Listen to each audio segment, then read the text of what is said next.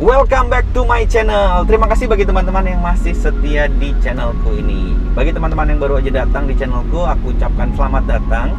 Dan perkenalkan, aku adalah Ramos Pane. Aku adalah seorang driver taksi online dan fotografer untuk kebutuhan personal maupun corporate di Jakarta.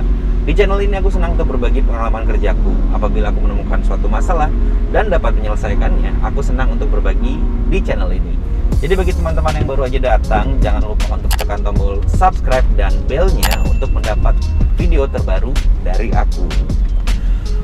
Oke, di awal tahun 2021 ini saya, mungkin juga teman-teman yang seprofesi sama saya, driver taksi online, gempar dengan berita yang ada di portal-portal berita media online dengan tajuk atau headline-nya bertuliskan pasien COVID-19 meninggal di taksi online. Setelah membaca itu, kami sesama driver taksi online saling share berita itu dan berpikir, nah lo kok bisa meninggal di taksi online? Terus gimana kondisinya? Lalu gimana kondisi driver taksi online-nya? Gimana keluarga yang ditinggalin sama pasien itu? Lalu bagaimana kondisi keluarga dari si driver taksi online itu? Kita bingung, cari infonya gimana gitu ya. Lalu teman-teman pernah tahu kan cerita yang aku pernah share, bahwa aku tuh pernah mengantarkan orang yang tidak jujur dengan kondisi mereka. Pada waktu aku dapat orderan menuju tempat penjemputan dan tujuannya adalah Wisma Atlet, saya tuh sempat curiga dan saya konfirmasi orangnya sakit apa enggak, COVID apa enggak. Kalau COVID saya nggak boleh jemput gitu ya. Dan si pemesan itu memastikan bahwa mereka yang dijemput tidak sakit, mereka hanya perlu mengambil barang atau mengikuti prosedur gitu katanya. Sampai tempat tujuan, setelah ketemu petugas medis dan ditanyakan apa kondisinya dan keluhannya, mereka baru jujur, baru cerita, iya kami ini terkonfirmasi COVID-19 setelah swab ketiga. Saat itu gue langsung hubungin pihak Grab, lalu hubungin istri dan anak untuk pindah dulu sementara untuk mengungsi ke rumah mertua. Lalu aku membersihkan mobil sampai bersih banget, cuci badan gitu ya, mandi bersih banget, pakai desinfektan juga mandinya waktu itu. Dan selama 14 hari aku nggak keluar atau aku mengurung diri dalam rumah dan nggak ketemu istri dan anak dan tidak bekerja. Lalu ada lagi kasus kedua di mana tetanggaku yang terkena COVID nih, dia setelah tes PCR yang menyatakan dia COVID, dia lapor ke ketua RT, ketua RW, diteruskan ke kelurahan. Lalu apa yang terjadi? Petugas kelurahan menginformasikan dia agar segera ke rumah sakit, tapi jangan pakai ambulans, bisa heboh nih katanya. Pakai aja driver atau pakai aja taksi online. What? Setelah mendengar itu, gua itu langsung berpikir, gila, driver taksi online itu nggak ada artinya banget bagi lo. Lu kira kita bumper yang apa-apa pakai taksi online, Yang bikin amazing lagi adalah orang yang terpapar COVID-19 ini sebetulnya dia punya kendaraan, punya mobil dan punya motor sendiri. Karena dia ketakutan tetangga heboh, dia malah memilih untuk menggunakan taksi online. Ya gue udah bayar gitu kan. Gila banget, nggak ada artinya banget seorang driver taksi online bagi you guys. Oke, aku ingin men-share sesuatu bagi teman-teman. Baru-baru ini teman kami, sahabat kami baru aja meninggal terkonfirmasi COVID-19. Yang didapatkan dari siapa? Didapatkan dari penumpang yang tidak jujur dengan kondisinya mereka, bahwa dia atau mereka terpapar COVID-19. Kebetulan temanku ini sempat hubungin saya sebelum dia sakit. Dia bilang, iya kan kamu udah lama nggak online, ayo jalan lagi yuk, onbit lagi, cari rezeki bareng, yang namanya buat keluarga pasti dilindungi, dia bilang gitu kan. Tepat 7 hari kemudian dia WhatsApp saya, dia bilang, aku harus istirahat karena kalah sama COVID nih, dia bilang gitu.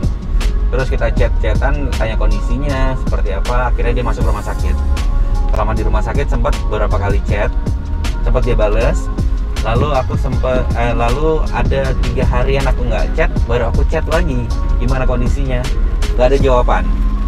Keesokan harinya, orang yang nggak aku kenal tiba-tiba DM saya ke Facebook bilang, telah meninggal sahabat kita, saudara ini gitu ya. Gue bingung banget, kok cepet banget kejadiannya. Dan you know guys, istri dan anaknya terkonfirmasi COVID-19 dan mengisolasikan diri juga. Tapi teman gue ini tidak selamat. Saya turut berduka cita sebesar-besarnya bagi keluarga yang ditinggalkan. Nah, tujuan aku membuat video ini adalah bagi pengguna taksi online, mohon teman-teman itu jangan menganggap enteng kami. Kami seperti kalian juga, kami memiliki tanggung jawab. Kami sadar banget dengan resiko apa yang bisa kami dapatkan sebetulnya dengan pekerjaan ini. Tapi kami sudah terbiasa melakukan segala sesuatunya dengan standard operation procedure atau SOP yang didapat dari perusahaan atau aplikasi. Kalau di Grab ada yang namanya Grab Protect. Dia ada partisi antara driver dengan penumpang. Dan setiap seminggu sekali harus checkpoint, cek suhu tubuh, mobil didesinfeksi gitu ya. Begitu juga dengan Gokar yang aku tahu juga gitu, mereka ada partisi antara driver dan penumpang. Tapi karena mobil saya sekarang kecil, saya nggak dapat nih partisi pemisah ruang antara driver dan penumpang. Tapi karena kita sadar bahwa kita memiliki resiko yang besar, kami juga mempersiapkan diri nih sebetulnya. Contoh, standar yang aku bawa di mobil itu harus ada sanitizer, hand sanitizer dalam bentuk cairan, lalu sanitizer dalam bentuk gel. Kami juga ada cairan desinfektan yang kami pakai untuk membersihkan interior dan eksterior mobil agar kami terlindung. Selain itu kami juga punya stok masker, dan kalau saya sendiri, saya ada 1 kotak isinya obat-obatan ditaruh di belakang. Itu seperti suplemen dan obat-obatan, karena kami tahu persis sebetulnya resiko itu ada di depan mata dan kami yang harus memperlengkapi diri. Dan kebijaksanaan dari perusahaan, apabila kami sakit, kami harus istirahat selama 14 hari dan aplikasi itu bisa di-off-kan sama si aplikator. Jadi kita nggak bisa cari duit atau cari rezeki. Itu di Grab dan di Gokar.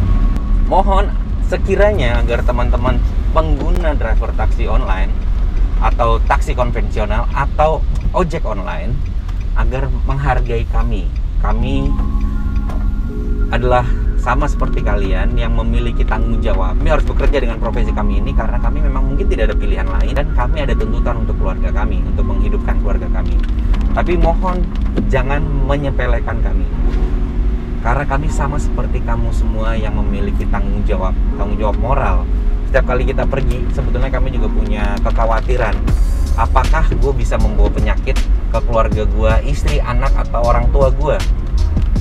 Kalau aku sendiri hampir setiap 2 minggu tuh aku rapid test. Dari zamannya rapid test, terus sekarang rapid test antigen. Itu aku lakukan bukan karena persyaratan dari perusahaan, tapi karena agar aku yakin kondisiku saat ini sehat atau tidak. Apabila aku tidak sehat, aku harus istirahat. Nah, mohon agar para penumpang pengguna taksi online itu agar tahu SOP, Standard Operational Procedure. Kami berupaya sebisa mungkin agar kami aman membawa kalian. Tapi ingat, kami juga manusia. Kami itu tidak kebal dengan apa yang namanya virus COVID-19 ini. Kami selalu berupaya agar dapat mengantarkan kalian aman sampai tempat tujuan, membuat mobil kami bersih dan aman dan sehat bagi kalian dan keluarga kalian. Kami bukan petugas medis. Kami telah mempersiapkan diri untuk hal-hal standar agar kami aman, keluarga kami aman, keluarga kalian aman juga. Tapi kami tidak memiliki peralatan lebih seperti yang petugas medis miliki atau ambulans miliki. Jadi jangan anggap enteng kami. Kami pun tidak kebal dengan namanya penyakit. Seperti kasus teman saya itu, setelah meninggal, istri dan anaknya juga terkonfirmasi COVID-19. Karena apa? Hanya karena mendapat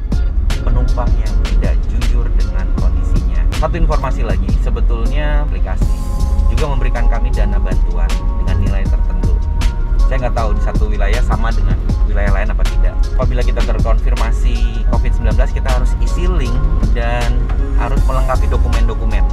Tapi apa yang terjadi? Dari sekian banyak kasus yang saya tahu, sampai saat ini belum ada dana bantuan itu cair dengan alasan apapun. Kita nggak tahu juga mereka kerja sama-sama siapa. Yang pasti kita bekerja untuk aplikasi itu, walaupun statusnya adalah mitra dan dari perusahaan telah menjanjikan hal. Saat ini kami mencoba untuk nge-push aplikasi kami, perusahaan aplikasi kami, untuk memberikan dana bantuan kepada teman-teman yang kena COVID-19. Syukur-syukur teman-teman sekarang sudah sembuh. Ada beberapa teman-teman yang dari tahun lalu sudah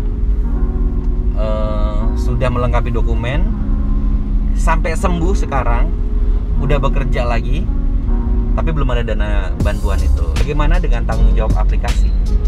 Kita akan melihat kelanjutannya. Dan bagaimana dengan tanggung jawab kalian, tanggung jawab moral kalian pengguna taksi online yang tidak jujur dengan kondisi kalian dan menyebabkan orang lain terpapar COVID-19 hanya karena kalian sudah tidak jujur.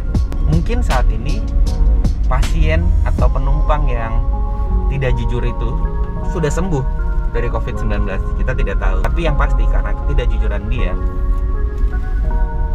rekan kami driver taksi online itu meninggal dan keluarga, yaitu istri dan anaknya, terkonfirmasi COVID-19 juga. Mari kita saling menjaga satu sama lain.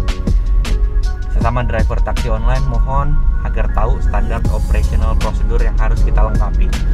Kalau aku, karena aku bukan Grab Car Protect, aku harus mengeluarkan biaya sendiri untuk memperlengkapi diri agar aman untuk diri sendiri, keluarga kami, untuk penumpang dan keluarganya penumpang.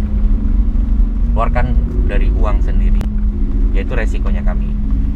Apabila kami sakit, kami harus istirahat dan tidak boleh bekerja. Dan untuk penumpang, mohon juga agar saling menjaga.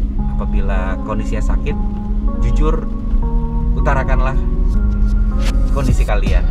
Dan agar kalian tahu, kalau kalian sakit bukan kami yang menjemput kalian, tapi petugas medis. Dan untuk aplikasi, mohon sekiranya agar kalian memenuhi janji kalian berikan kepada mitra-mitra kalian untuk memberikan dana bantuan. Oke, kita tunggu aja semuanya seperti apa. Sekali lagi saya turut berduka cita bagi keluarga yang ditinggalkan, baik bagi pasien, teman-teman driver taksi online, dan kami berharap banget agar tidak ada kasus yang sama berikut-berikutnya lagi. Oke guys, demikianlah videoku kali ini, semoga bermanfaat. Oke, bye-bye.